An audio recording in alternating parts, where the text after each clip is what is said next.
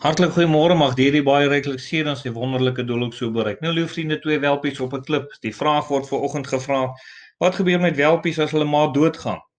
'n Welpie van 10 maande of jonger het nie veel van 'n kans om te oorleef nie tensy hy deur by 'n ander familie kan aansluit. Maar alhoewel dit mag lyk asof dit 'n maklike oplossing is, mag die wyfie van die ander familie baie aggressief reageer teenoor hierdie klein welpie en hom kap. Maar die kroos mag dalk egter bietjie meer verdraagsaam wees en hulle mag met hierdie verlore welpie speel, die nuwe maatjie mag hulle dan speel. Volgens Jonathan Scott het daar in die Serengeti 'n welpie alleen agtergebly van 7 maande oud en die het 'n twee cheetah mannetjies gevolg.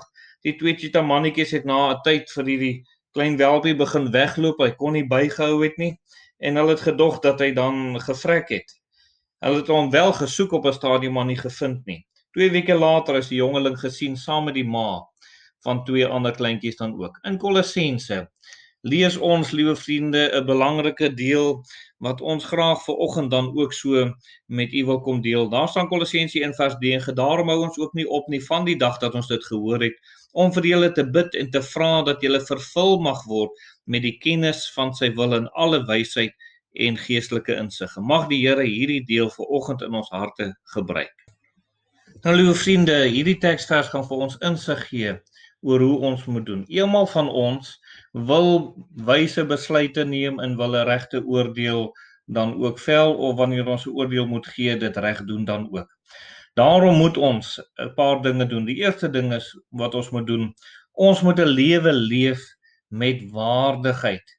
Ons lees daarvan hier in Kolossense 1 dan ook dat ons hierdie lewe met waardigheid moet leef. Kolossense 1:10 sê: sodat julle waardiglik, dis so belangrik dat ons waardiglik voor die Here mag wandel. Nie voor mense soseer nie, maar voor die Here moet ons so kan wandel. En die Here vra van ons dit om waardiglik voor hom te wandel. Daarom, liewe vriende, maak dit nie saak of mense ons sien of nie. Dis wat God sien en wat God weet. Ons moet waardiglik voor die Here wandel. Die tweede ding wat baie belangrik is, as ons reg wil oordeel en goeie besluite wil neem, is ons moet sekerlik ag gee daarop dat ons die Here in alles sal behaag. Jy weet, ons hele lewe moet daarop gerig wees om die Here te behaag dan ook. Niks van ons lewe mag ons sê dit het nie nodig om die Here te behaag nie. Kolossense 1:10 sê: sodat julle waardiglik voor die Here mag wandel en hom om hom in alles te behaag. Dis ons plig as kind van die Here om God in alles te behaag.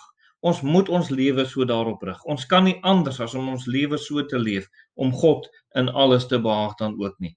Daarom, liewe vriend, vra die Here van ons dat ons so tot eer van sy naam sal lewe. 'n Derde saak, liewe vriende, wat nodig is om goeie besluite en oordeel te kan gee is, ons moet in elke goeie werk, moet ons sekerlik uitleef en doen dan ook. Kolossense 1:10 sê hierdie woorde: en julle in elke goeie werk vrug mag dra. Is dit nie 'n belangrike ding dat elke kind van die Here moet vrug dra eerstens, en wanneer ons hierdie goeie vrug dra en daar goeie werke in ons lewe is, dat daar vrug daarop sal wees. Kinders van die Here, ons moet goeie werke doen. En daar moet ook vrug wees op goeie werke. Ons kan nie maar net goeie werke doen en tevrede wees dat daar geen vrug is nie. Daar moet vrug wees. Die vierde is dat ons moet groei in kennis, liewe vriende. Dit is so 'n belangrike saak wat ons moet doen. In Kolossense 1 in vers 10 staan daar: en in die kennis van God mag groei. Weet jy, dit is so belangrik dat ons moet toeneem. Ons moet die Here beter leer ken. Ons moet meer van hom sien en weet om soos hy te word ook. Ek weet, baie mense groei in aardse dinge, in aardse kennis. Ons moenie. Ons moenie mislei word nie. Dis hoekom ons kennis moet hê. Ons moet nie hoogmoedig word as ons kennis verkry nie, want die kennis moet maak dat ons aan die Here Jesus gelykvormig word. Dis waarom dit so belangrik is dat ons dit ook so kan doen dan. Daarom, liewe vriend, wil die Here sekerlik gee dat ons so tot eer van sy naam ook so sal kan lewe dan. Ons moet dan ook weet, liewe vriende, as ons so lewe in hierdie kennis, dan sal die Here seën dan ook. Die laaste wat ons vanoggend vir u wil kom noem is waarom dit so belangrik is as ons 'n goeie oordeel wil gee en goeie besluite wil neem.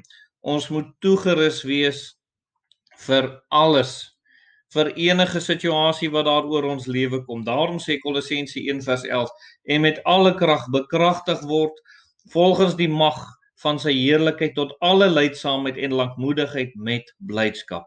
Dank die Here, hy stel ons in staat om hierdie dinge alles te kan doen en dat hy vir ons ook so maak tot 'n voorbeeld om elke ander mens na hom toe ook te kan trek dan. Mag die Here baie ryklik seën en mag hy sy wonderlike doel in die hart en lewe ook so bereik dan. Liewe vriende, kom ons gaan tot die Here nader, dan bid ons net saam. Ons dierbare Here, dankie vir u liefde, dankie vir die goedheid, dankie dat u vir ons deurdra, gee dat ons goeie besluite kan neem en 'n goeie oordeel mag gee ook, en ons eer u dat u ons daartoe in staat stel. Amen.